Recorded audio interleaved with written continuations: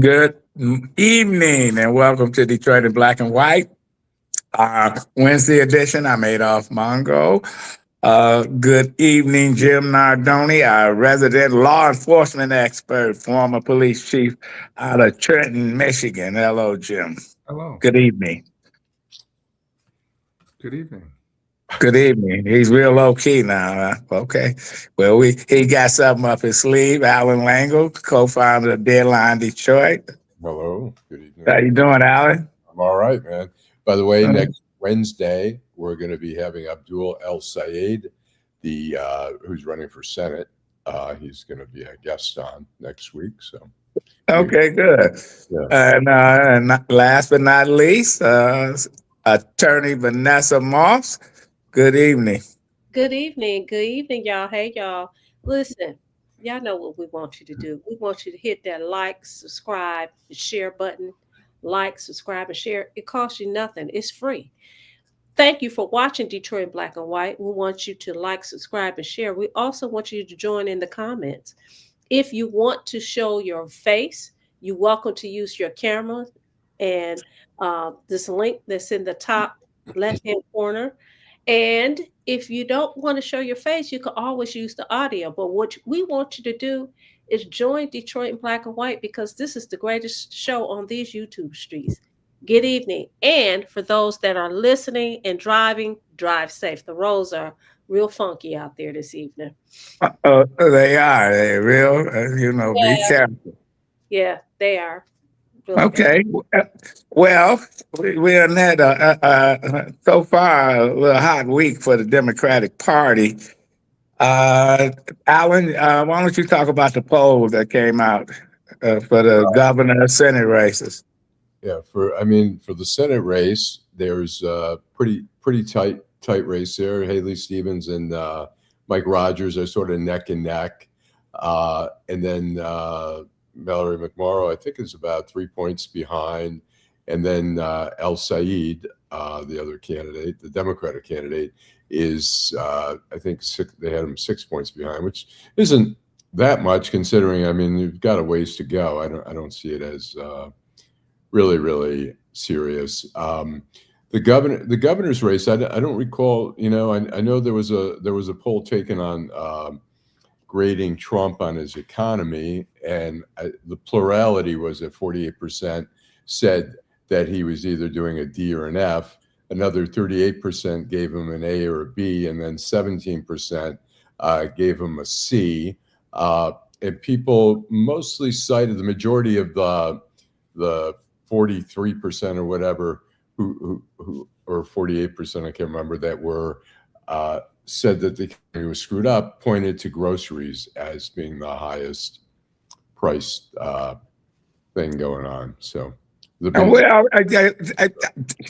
it seemed that this coming year, Democrats might get swept. I've looked at the governor's race, and Duggan, the way it's going, either Republican or Duggan. I just don't see Benson winning.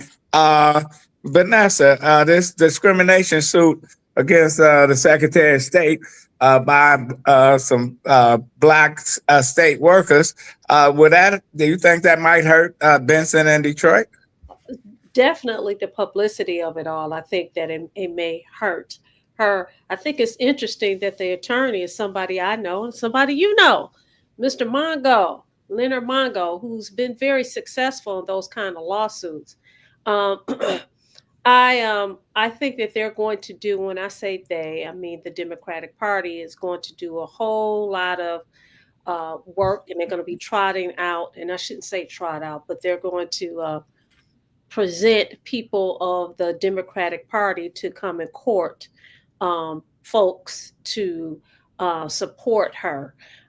They no longer have, I wouldn't be surprised if the lieutenant governor would be out there campaigning for Jocelyn Benson. The reason I say that is this: Unbelievable. it's quite interesting that he was running for governor. It became very clear to us. We heard this news weeks ago, over a month ago, that he will probably be running for a Secretary of State.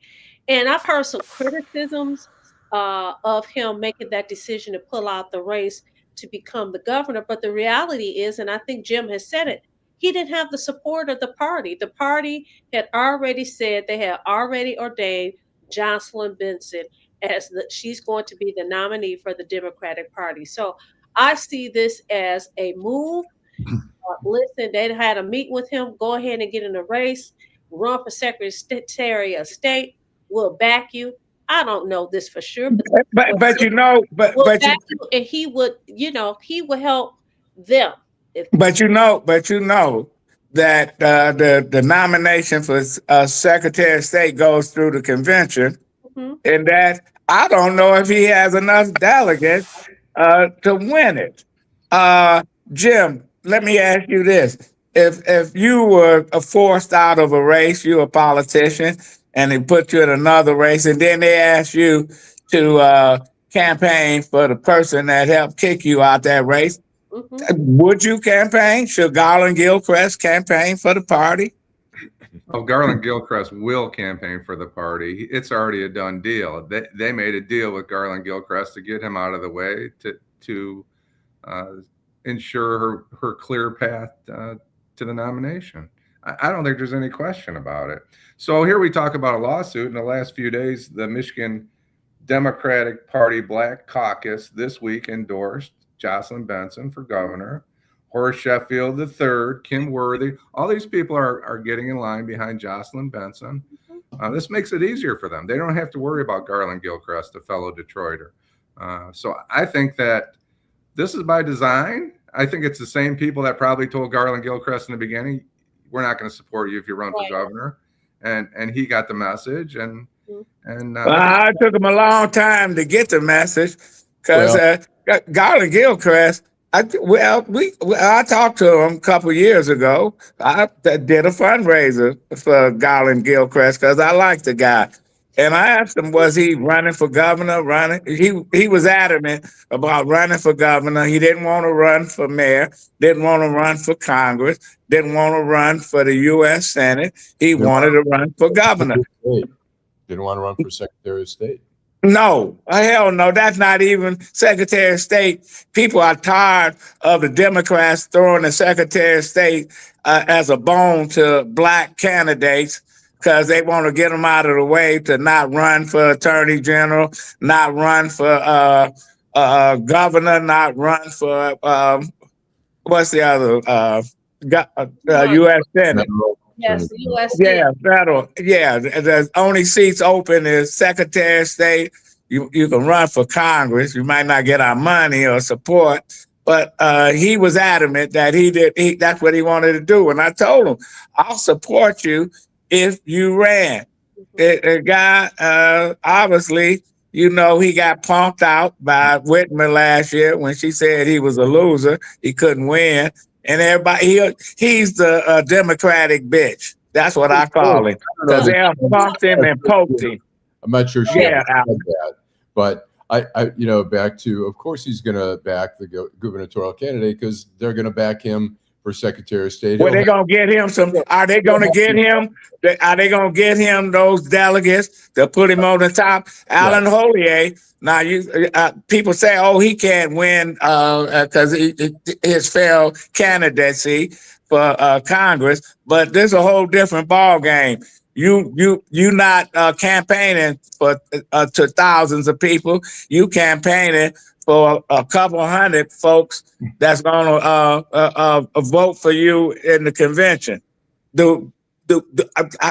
Are they sure they got enough votes for Garland to become the Secretary of State nominee? Otherwise, he's going to look like an idiot if he loses. I think.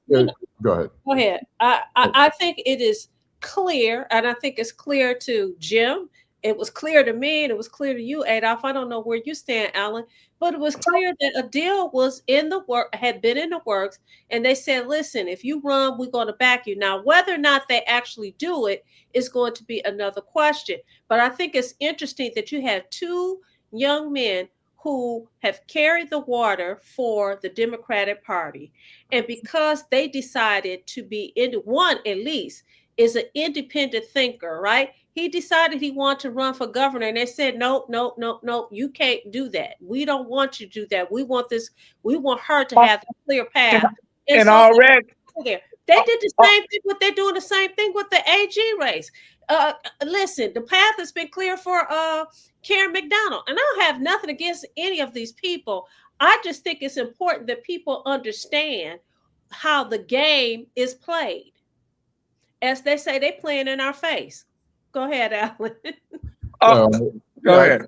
I think the Secretary of State's, I think at the convention, they're going to say, this is our guy, Garland Gilchrist. It don't matter though. I've been there. Yeah, I've been there. I've been in the convention. I know how it operates, and I know how they put the pressure on folks to do things. But that's the old game. The new game is here. You have Allan Hollier. He dropped out of the congressional race because the Democrats asked him to, and then they asked him to run for Secretary of State. Now, how can you have two horses in the same race? You can't. You can't. So now they're going to fuck Allan Hollier, Adam Hollier. Are they going to fuck him? Well, I guess they are. If that's the case. Why would he? Look, if Gilchrist didn't think he had a shot at it, why would he then? Gilchrist is trying to. He don't want to get a real job, so he's up in Lansing, and that's what he want to do. He's desperate for a position. If they told him to run for Board of Education, State Board of Education, he probably would do it. Because if I was a lieutenant governor and my governor tells me that I'm a loser, I can't win, I'll go rogue on her, and I'll be her worst nightmare. She wouldn't do that. But Adolph, even if you were to do something like that, how much of an impact do you think that it will have? I don't think much of an impact. He couldn't go. Listen, the bottom line might be their worst nightmare. But money to support him. No, I'm not talking about running. I'm talking about being on their ass and say don't vote for them and shit. Now there's ways to deal with that kind of stuff. And Jim, you was the police chief. That's politics too. I'm sure there was somebody else that thought they might get it, and when it was all over, did the city council have to vote you in? No, it's a mayoral appointment. Okay, yeah. Probably a long shot, but I still got it. There's a couple questions out there, Adolph. I think this one's for you. Excuse me. Yeah. Who is they? And Terry McCrimmons is a black man getting double crossed. Why? I'm shocked. Oh, they is the Democratic Party. That's who they is. That's those folks that hide behind the closed doors, the chair, and all the other people. Yes, yeah, that's who they are. That's who they are. And good evening, Karen C. Winston. Yeah. Dorian, the state is inherently racist in our political tone. No black governors, token political jobs only. And I just want to talk about that just for a second. Garland Gilchrist would have been a good candidate. He was never their candidate. They or their candidate to lead the state of Michigan. I think that's a fact. Yeah.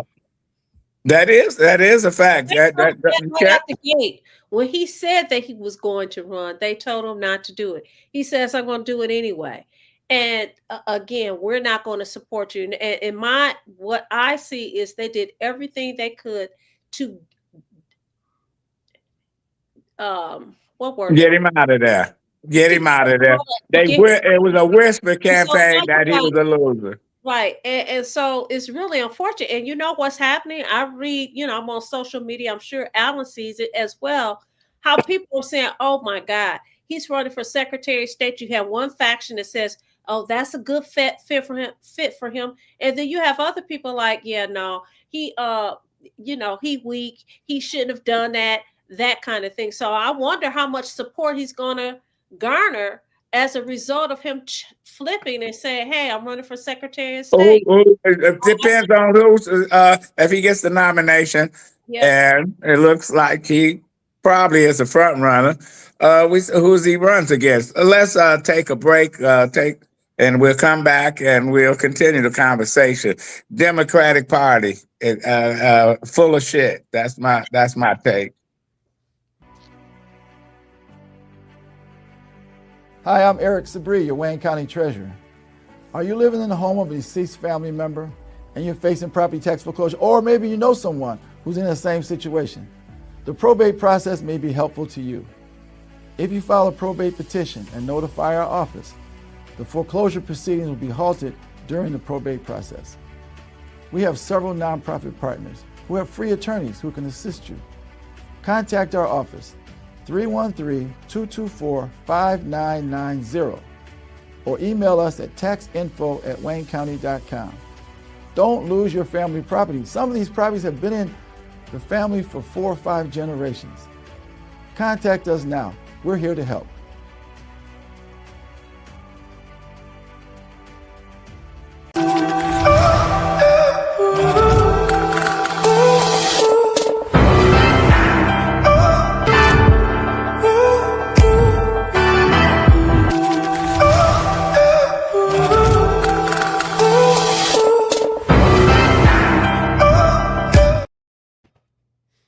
Well, I see where when Trump visited Detroit, one of the Ford workers called him a pedophile, and he in return said "fuck you," and they said you're going to be fired. So allegedly.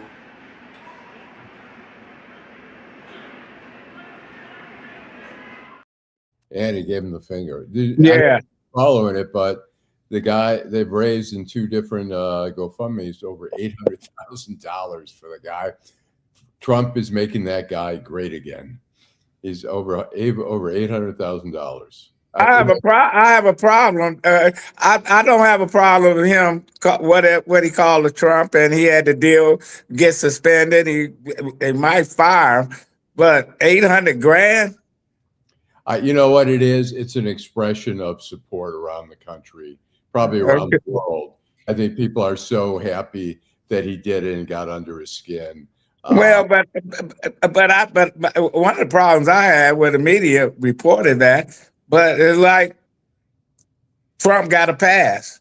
He can say "fuck you," "kiss my ass," and everything else, and nobody cares. Well, I'm going to get in here for a minute. Listen. We all know they talk about free speech. You can say whatever you want, but you have to make a determination how much of that free speech you're going to have to pay for. He's the president of the United States. They knew that the president of the United States was coming. You may not like him, but you don't have to be disrespectful. And so I'm not a fan of being disrespected. I just had an issue yesterday, so I might be experiencing PTSD. But to me, it was very disrespectful. Trump didn't call him a MFer or a pedophile. This guy started. Don't start none. But the president, governor, they get heckled. Mayors get called names. I worked for a mayor that when we went places, people was calling him all kind of names and stuff. But he never responded with "fuck you" and giving the finger to somebody. Believe, because I know he didn't have a problem getting on television cursing. No, but he wasn't cursing people out. Period. But I'm just saying, people have a right to say what they want, and they have to deal with the consequences. And long as some Obama, Biden, Bush, they all had to deal with it. Jim, go ahead, Jim. I want to get to some of our friends out there that have been spending their time watching the show. Let me before you read that, if you don't mind. No, go ahead. Let me say something real quick. Vanessa, look, there's certain protocol, there's certain behavior expected, but on the other hand, for a guy who's such a rotten person who's abusing the FBI raided a reporter's house today. They're arresting people on this. The guy is abusing power. 4 people in the Civil Rights Division quit in the Department of Justice because they refused to even look into the matter of the shooting. So when somebody has an opportunity to speak out and express their rage, he didn't expect a GoFundMe, but he thought it was worth it. And I applaud him, frankly. I have no problem with him. Go ahead, Jim. Wait a minute. Let me respond to Allan. Listen, I'm saying this, and I'm standing on this. He's the president of the United States. You knew he was coming into your house. If you decided to be disrespectful, guess what? If you don't start none, it won't be none. I don't have a problem with him getting that money. And he gotta earn respect because he don't earn nobody's respect. All I'm saying is the president is definitely held to a different standard than Vanessa Moss or Allan Lengel or Adolph Mongo or Jim Nardone. And guess what? We know how to behave. I may not like you. I don't know if I don't know if I got an opportunity to tell Trump to go fuck himself. I might do it. Go ahead, Jim. Read some of the stuff. So you don't have to worry about getting suspended from your job. Go ahead. Right. Go ahead, Jim. A shared story says, Vanessa, you were right. Don't you know by now that for the past 150 years, this is G-Money Hollywood, that we live in a direct democracy, which is equivalent to communism. But he was disrespected, and regardless, he's our president. And that oath has to be respected. Boo, you bum. Have to be acceptable free speech currency. Winston Dorian again said, Trump deserves to be disrespected, though. Shared story. Biden did the same thing. We forget that he also had an incident with a spicy UAW worker somewhere in Warren or Pontiac or Detroit. Somewhere. Yeah, they didn't fire him, though, and they didn't suspend him. Right. Forget the party on for the person equipped to do the job. Miss Sheila, good evening to you, Miss Sheila. The plant manager is black, by the way. Dorian, Mr. 1213. Whitmer probably endorsed Dana Nessel, who is term limited out. Mr. 1213, good evening to you. Richard Austin all over again. Dorian, G Money, the average politician comes to the table with weak educational credentials, emotional intelligence, and true connections for the real rights of the people. Gilchrist does not fit that narrative. He's better. I think you're right, G Money. I think the political process kind of swallowed up Garland Gilchrist, who probably would have been a pretty good governor for this state. And Miss Sheila says she'd step out of the party. Bill Lucas found out the hard way when he ran for governor, no support. Well, he ran as a Republican, I think. Isn't that right? Yeah. Yep, he did. Susie Smith, good evening to you. Deborah Harris, thanks for your comment. Beulah R. Walker, Terry, we talked about his comment already. Dorian, we talked about that. Tyner, Irene Matthews. Yeah. She's from Texas. Okay. Hey, Irene. Miss Sheila, no punk out funny. Irene Matthews, hello to you. Janet Overall's cousin. Janet's a good friend of the show, a good friend of ours. Today's politics are a joke. Most people run for office for popularity and to secure a pension. Garland comes across. I think our viewers understand who Garland Gilchrist is more than the Democratic Party understands who Garland Gilchrist is. Thanks, Janet, for getting your cousin to watch. Mongo called it a few weeks ago. Greetings, G Money Hollywood. We're talking to you. It's sad. We agree with you. Good evening, Stephanie Jackson, Deweyla, Tracy. We talked about Deborah, Jill Sheridan. Good evening to you. I think we're good. I think we're caught up. Thank you all for paying attention tonight. Thank you for being a part of the show.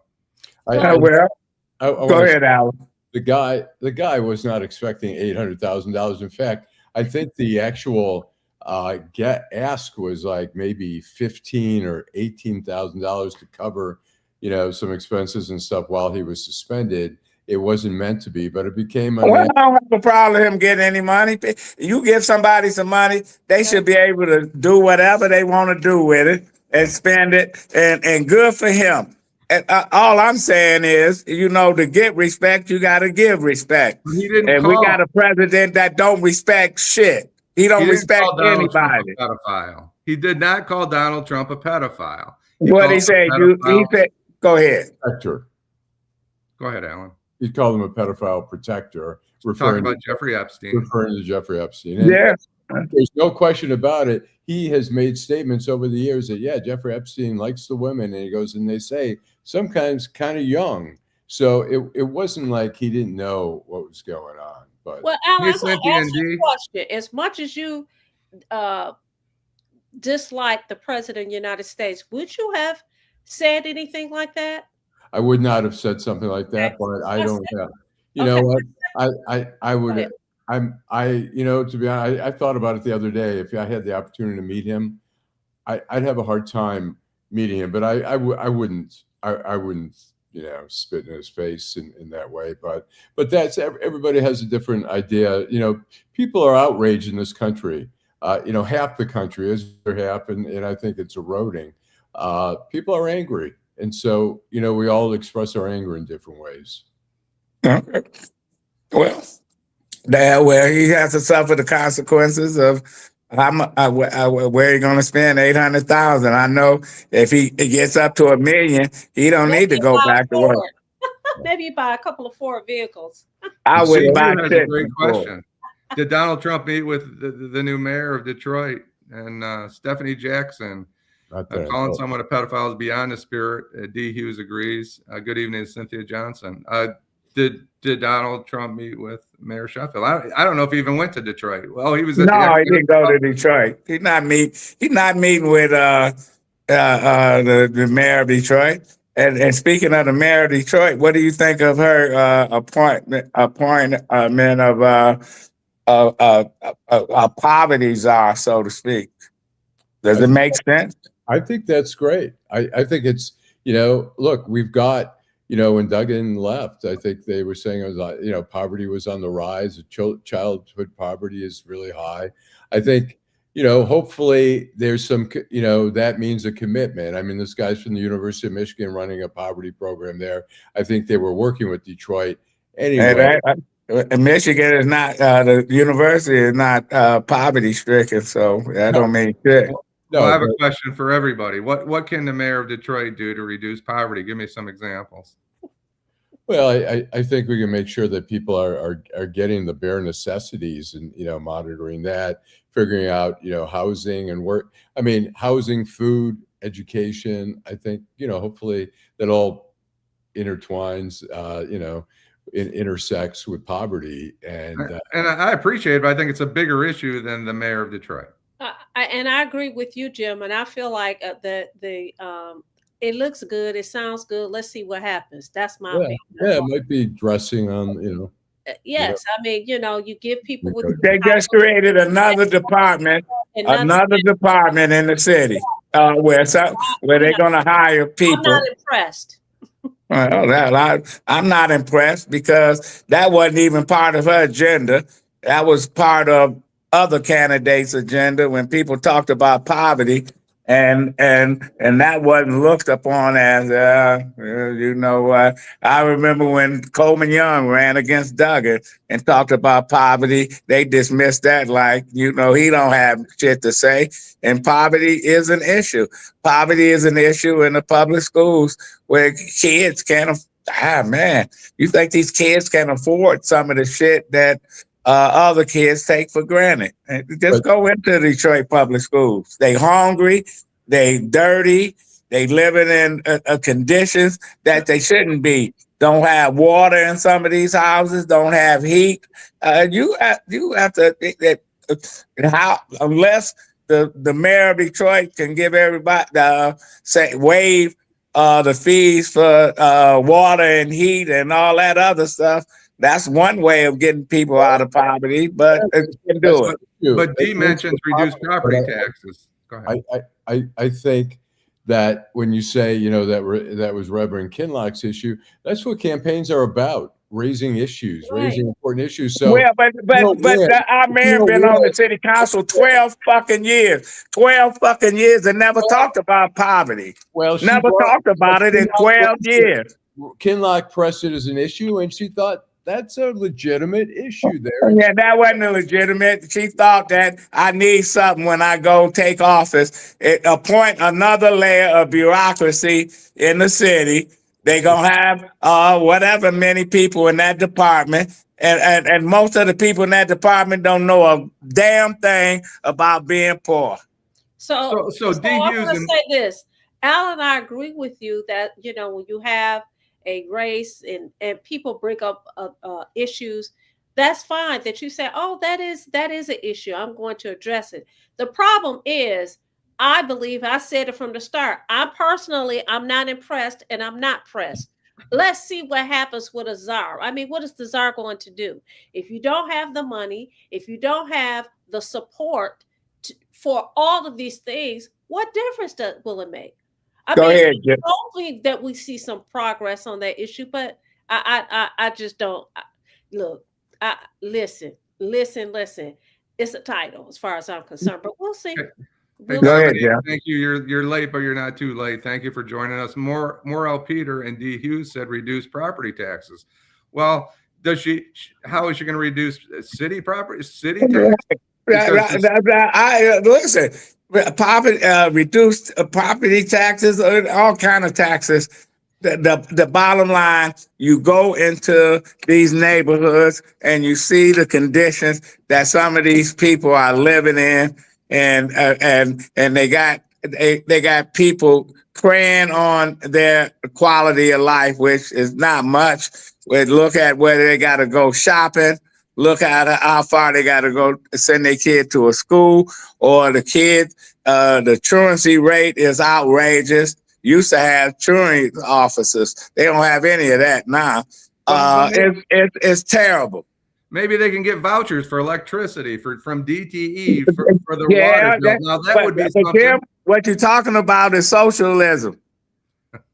You can't be a socialist, Jim.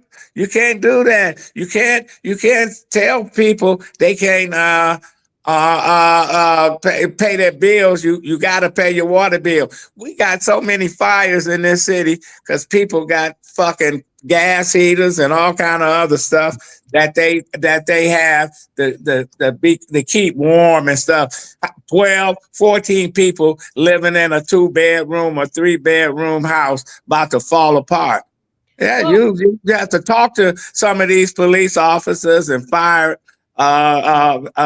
folks, and they'll tell you when they go to some of these places that the inside of these places look like they can't describe the shit, and that's poverty. And they send their kids to school. Some of them don't have clean clothes, all kind of shit. Where you got teachers taking money out of their pocket, putting it together, and they got clean clothes. I know because I've been married to a teacher who had to give kids shirts, underwear, and all kind of other stuff, toothbrushes. It's just ridiculous. And we talking about poverty czar. Damn, I hope U of M give about a $20-30 million towards the DPS to clean up some of this shit. Thank you, Jill. Thank you, Deborah Harris. Thank you, Angela. Mr. Duckett. This is what we want you guys to do. Right. Besides, like, subscribe, and share. Besides joining in the comments, listen, we get excited when we have somebody use that camera and join in on the conversation.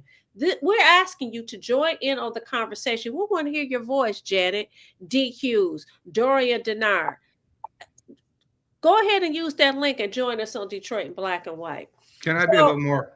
I'm sorry. Go ahead. Okay. So I forgot. I lost my train of thought. Go ahead, Jen. I just wanted to be a little more clear on what I was talking about. What we use socialism by that argument to get new police cars and ambulances. I'm talking about maybe the czar, maybe the mayor has a goal to work with private industry, a private public partnership to be able to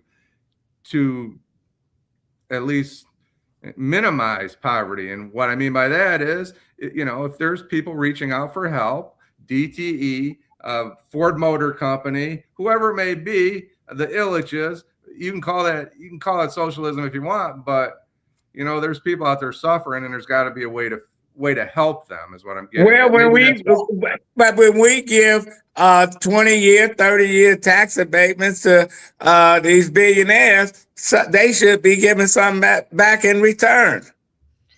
Well, listen, Jim, I don't disagree with you, but it seems to me if that is what was that's on the horizon, that was part of the plan. It seems like when you rolled out the fact that we have this guy who's the czar, it would have been a plan to say this is what the czar is going to do. All I know is that we have a czar. That's it. I mean, maybe they did roll it out. Do you guys know what it is? You know what the plan is? Okay. I don't. Good evening. Well, I'll tell you the plan. I'll tell you how they dealt with poverty. I'll tell you how they dealt with poverty back in the 60s when I was a kid and I lived in an impoverished area. because Allan can tell you that in Royal Oak Township, we lived in the projects, and every summer they start sending these Vista students and other coordinating programs to Royal Oak Township. They were sending them all over the country, but they brought in they tutor kids on how to read and write a sentence, and they brought in an opportunity to get food and all this other shit. That was under Lyndon Johnson and in the early '60s, and then you had those programs. You had those commodity programs, as they called it, where they gave folks bread, butter, etc., and paid rent. Vouchers, Jim. So yes, people that was on the state aid, that's what they got. I'm merely trying to say what maybe some of his efforts to try and. Well, you don't have to reinvent the wheel because all that shit is on paper right there. They had neighborhood youth corps where they paid kids all the summer. They got paid. They had money in their pockets. These kids walk in the street, either they can have to sell some dope or some shit. They don't have to reinvent the wheel. I'm going to challenge you and say they don't reinvent the wheel. What they do is put a different name on it, put a different color of lipstick on it. They recycle the same thing over and But they haven't done shit. I haven't even seen the recycle shit. Because you know what? Recycle jobs and food and shit, I'll take it. But they don't even have that shit. Listen, who knows how many percentage in Detroit is living in poverty and outside of Detroit? Because everything ain't hunky-dory every place else. And there's poverty everywhere. Downriver, upriver, cross 8 Mile Road, Macomb, Oakland. Yeah, you got poverty. But Detroit is the largest city in this state. And they got the most of everything, the most crime, the most this, the most that, and so we got a poverty czar now. Oh, Mr. thank Duckett, you, Jesus. Mr. Duckett hit it on, and that was going to be my closing day, but he beat me to the punch. We shouldn't have kids. We should do everything we can to make sure kids aren't dying in a frozen casino garage, regardless. Right, right. Mm-hmm. Right, or up in Pontiac, where the woman kept her kids locked up in the house, just treating them like animals, feeding them once a week and shit. And it's just unbelievable that we got families like that. Resources aren't getting to the people, is his point. Yeah. The resources are not getting to the people. Yeah, we're gonna turn it for a minute because there's a question here. So there's a question to ask the panel, and I think it's quite interesting. This is from Ann Ricks. Good evening. It says, how do you feel about the proposal from the city council? It's only one city council person to ask for this, to include the council and the mayor being a part of the land bank.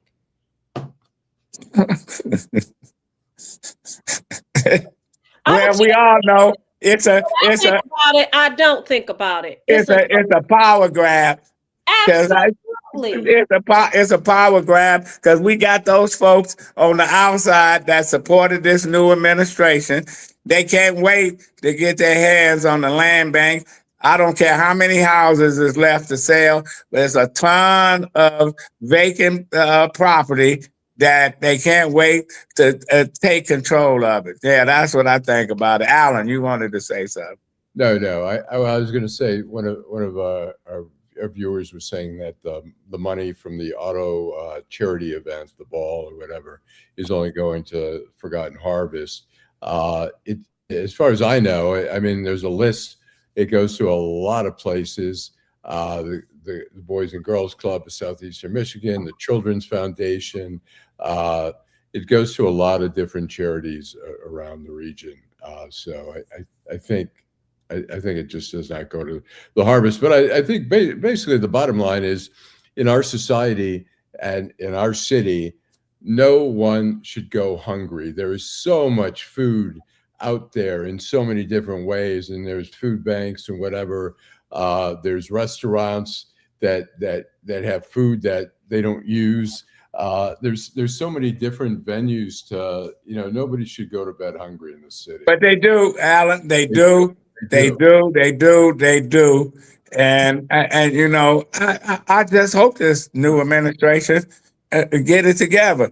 As I remember being part of administration where that $200,000 worth of food was allowed to spoil in a warehouse because they was playing politics.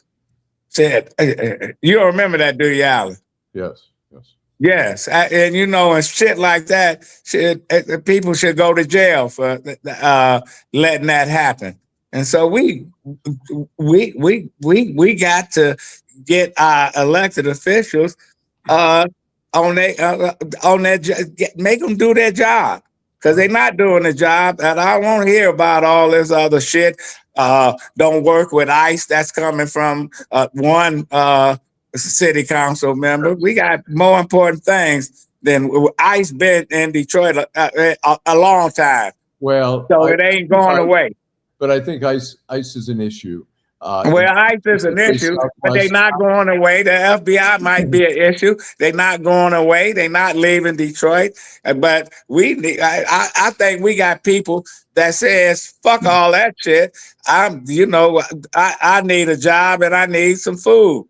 And I need my lights on or my water. They don't even have water on. How can you live when you don't have water in your house? I agree, but there's different issues for different people. Look, in Southwest Detroit, we have a big Hispanic population. They're going around picking up people. They got more issues than just ICE, because what you saying, everybody in Southwest Detroit is here illegally? No, I'm saying that people are here who are here legally are worried about getting picked up. They voted for the person that put ICE in place in their community. Because they was Hispanics for Trump, the blacks for Trump, all these people for Trump, and that's what they got. So I'm not worried about that. That's what they got to deal with. Well, I disagree with you when you say. Okay. Well, you can disagree with me, but I feel that way. 93% of the black people in Detroit voted against Trump. They didn't even vote. That 92% of the people that voted might have voted against Trump, but most of them didn't vote. They didn't vote, period. And the Hispanics, I don't know what the percentage is, but I'll still say the majority. A lot of the Hispanics in Southwest Detroit, they don't vote either. It's a very low turnout. But we have a viewer who made the suggestion that they believe that the land bank, a portion of the property owned by the land bank, should go to the homeless.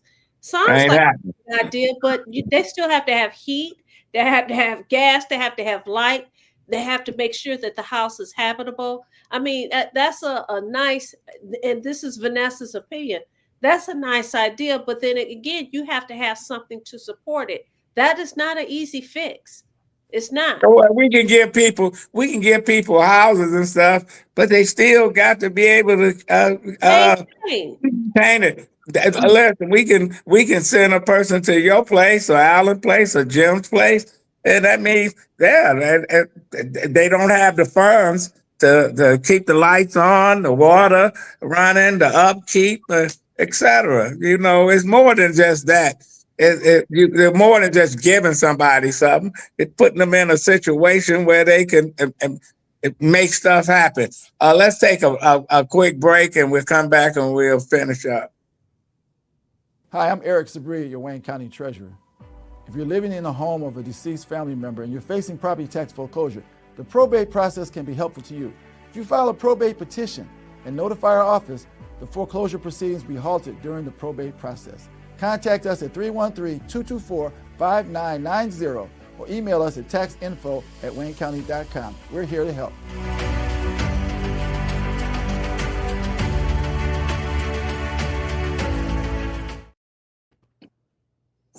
Can I add something here? Go ahead, Jeff. I just wanted to comment on what Allan said. Allan's absolutely right. The majority of Detroiters, by a great margin, didn't vote for Donald Trump, but it was the 10 or 20,000 in Detroit and Pittsburgh and Philadelphia and Newark that got Donald Trump elected, because those votes mattered. That's how he won those 7 swing states. Yep, and you're absolutely right. And these folks crying, but you got to do more than just got vote. How do we make our schools better? We don't make our schools better by a school board giving another contract to a superintendent that sent his kids to another school district. That the schools are falling apart in the city, but we patting him on the back and say he's superintendent of the year. And we know that he's been trying in the last 2 years, getting us a job in Texas and Florida, where they didn't select him, but he won't out. But right now, it's a gravy job because you don't have to do shit. And thank you, Deborah. Don't paint a black brush on everything. If you're referring to my comment, I was merely talking about urban areas that voted for Donald Trump. Yeah, the ones that made the difference. You're absolutely right, Jim. It made the difference, and they made the difference. He got this vote, he got that vote. Yeah. So Terry McCrimmon says, we are not about to get in the streets and fight ICE. Let the people that are here illegally deal with that. I'm proud Black American nationwide have gotten the memo. Jill says the czar can implement a plan to arrange housing for the unhoused on some of that vacant land. Tiny homes with heat and water. Then people can work. Ain't gonna happen. Vanessa? G Money Hollywood says H2O, education and healthcare should be free. With all the money and resources this country have, at least one of those resources should be free. America would really earn their name. That will be the day. Will you get the Wano? I was trying to get Wano. Hey, Wano, he said, we give money to illegals. It's no excuse. All the money we give to Israel. Do y'all really think Kamala would have done better? I want to address Terry McCrimmon. Anybody want to address Wano? After Allan, sure. Go ahead. Go ahead. Terry says, we're not about the streets and fight ICE. The fight against ICE isn't, it's a treatment. Even if some of the people here are here illegally, it's a treatment of how they're treated. But also, there are so many people. I have my niece has a good friends, a couple. The guy was from Mexico. He was a lawyer from Mexico. He lived here in Detroit with his wife and child, and they moved back to Mexico. He was here legally. He was a citizen, and he moved back because he didn't feel safe. He didn't feel safe that he wasn't going to get picked up. They're picking up people, and look, they're doing that. They've been doing it to Black people forever. Cops stopping people because you're Black. Yeah. So to ignore and say, I don't care about that. But Allan, you know what? The Black community got more than one thing to deal with. So ICE is not at the top. Is not at the top of the food chain. And listen, a lot of people feel like, look, don't tell me. And I'm going to piggyback on what Adolph said. A lot of people in the Black community are offended that you have the powers that be to tell them what their issues should be and what they should fight for. As Adolph said, those are not the ills in their community, and they're not worried about it. And Terry is saying, as a Black man, that is how he feels, and he's not the only person that feels that way. But I sympathize with the folks in Southwest Detroit and stuff.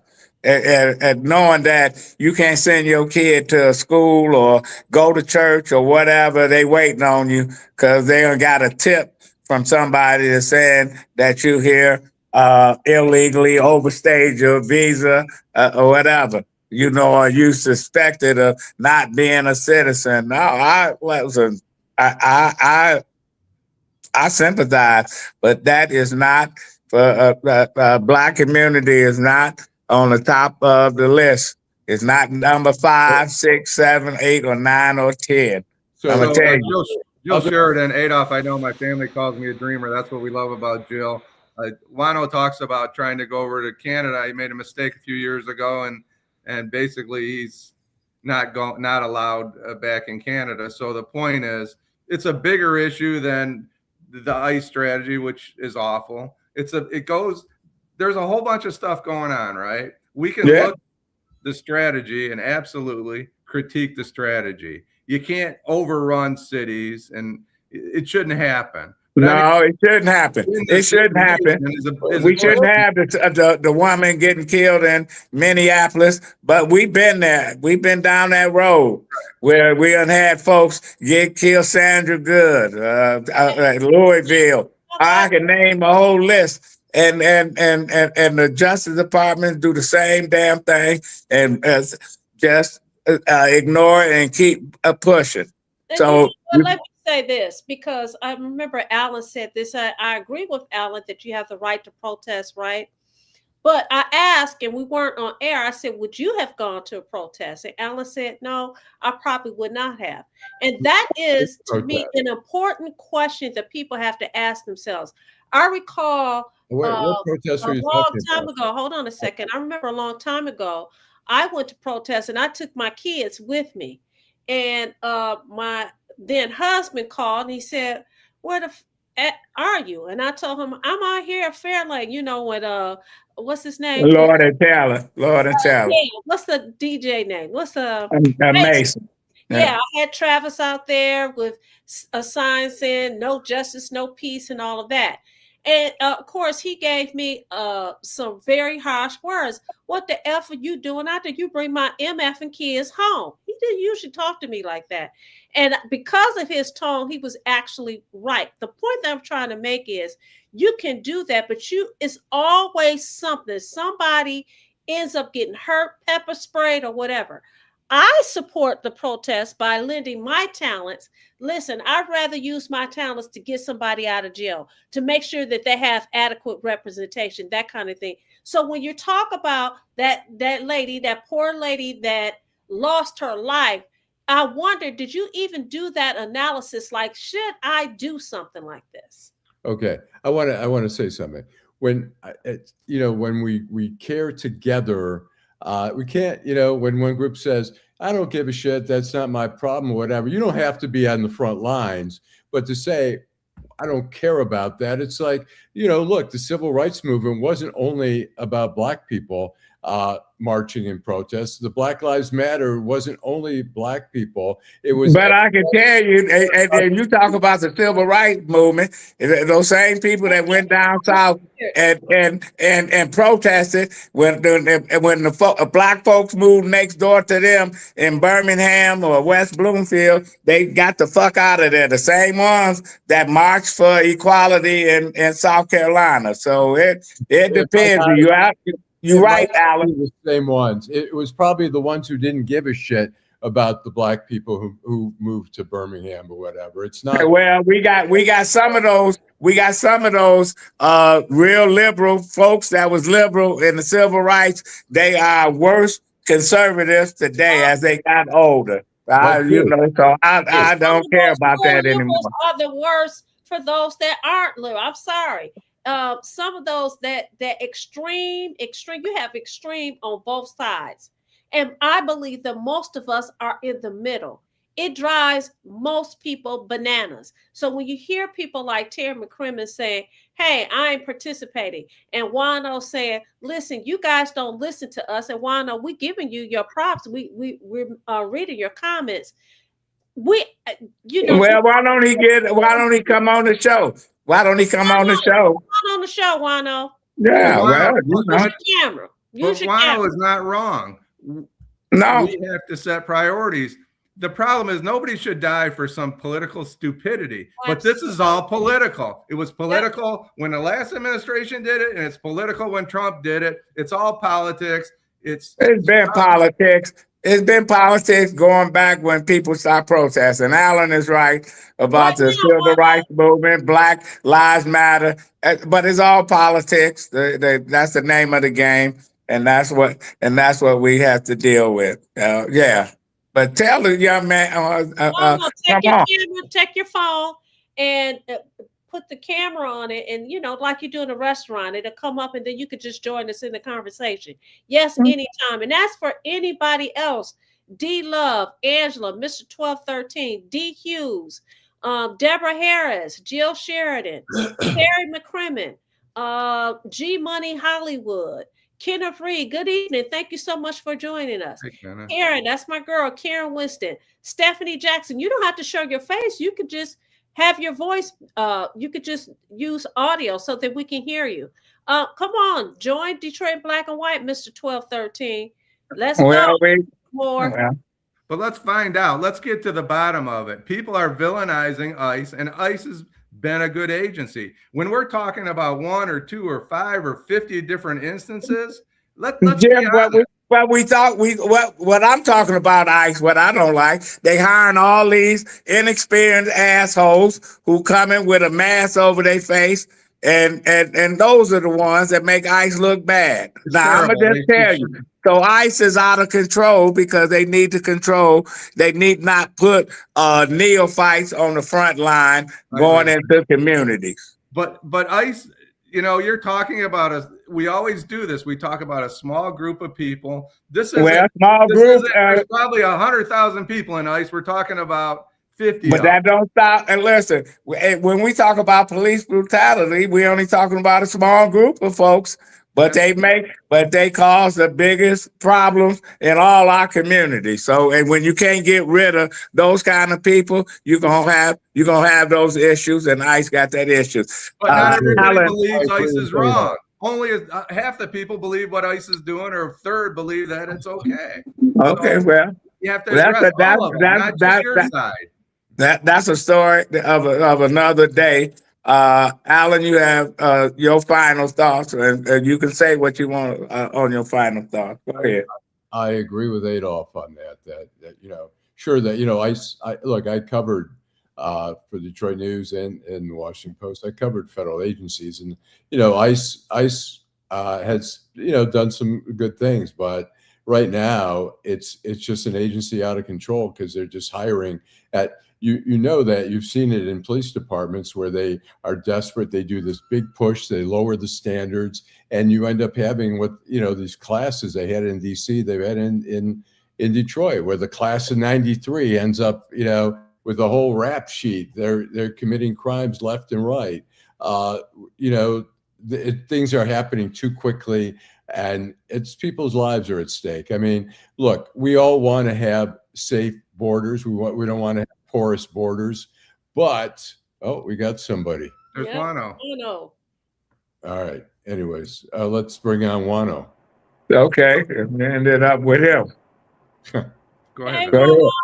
Hey, how y'all doing? Good. What you got to say, Wano? I didn't want to interrupt, but I'm just listening to this conversation. It's impossible to tell me that one hand we give away all this money to migrants, and on the other hand, American citizens don't have homes to stay in, or they can't have room in the shelter, as somebody was saying in the comments. And I think where our resources are being applied at is all the way wrong. And then to listen to you guys, it ends up talking in a circle jerk, which is why a lot of younger people don't even get involved. Like, to speak to your voting point, I do know voting counts, but if every point is going to get involved in a circle jerk, then nothing gets done. And I just wonder, because it hasn't been addressed, how do we have money for illegal migrants, which in any other country you would be arrested, but we are supposed to defend something that is illegal? And then there's more effort being put into migrants than has been put into me as an American citizen when I face that same harassment. We watched our federal government be used to make RICO charges on people for misdemeanor crimes, and no one said nothing. But the whole country is supposed to be in an uproar over illegal migrants when most of us cannot go to Canada? Does that make sense to y'all? What do you mean you can't go to Canada? What do you mean by that? Most people in Detroit went to Canada the wrong way once before, and they got arrested and treated how they were treated and not allowed over there. I can go to Canada, but 1 in 5 Detroiters cannot. And that's their law, and we respect it. So why should our laws not be respected? So, okay, go ahead. Wano, you got a lot of people in the comment section that support what you said. When you say we talking a circle jerk, I don't know who you're talking about specifically. No, Not one of y'all individually are You talking talking in a about circle in the jerk. okay? You I'm talking about saying holistically? Okay. I'm saying it ends up in a circle jerk because nobody is talking about the real issue. And the real issue is there is no way our country has money to do the things that it does that are illegal They and pick immoral, but we they don't pick have and money choose. to. They pick and choose. Their stuff is pick. They pick and choose of what they pay for. Thank you, because our time is running out. Vanessa, your final thought. Exactly. Listen, my final thought is one, I want to thank Wano and listen. All of you guys can do the same thing. Don't be afraid to join in Black and White. We'll be back Friday evening at 8:30 p.m. We're going to have a spirited conversation.